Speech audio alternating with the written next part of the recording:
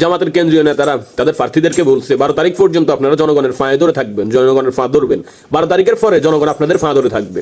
কিন্তু তারেক রহমান কি বলতেছে, কথাগুলো শুনুন।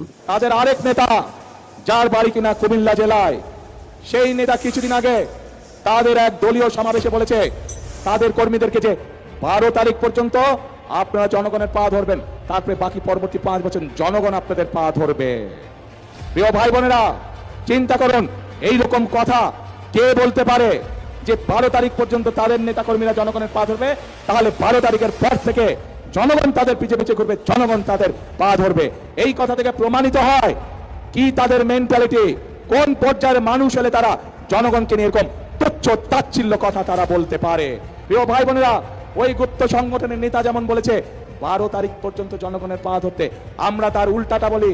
আমি আমার নেতাদেরকে, আমি আমার কর্মীদেরকে বলি 12 তারিখ থেকে না, আপনারা 13 তারিখ থেকেও আগামী 5 বছর জনগণের পা ধরে থাকবেন।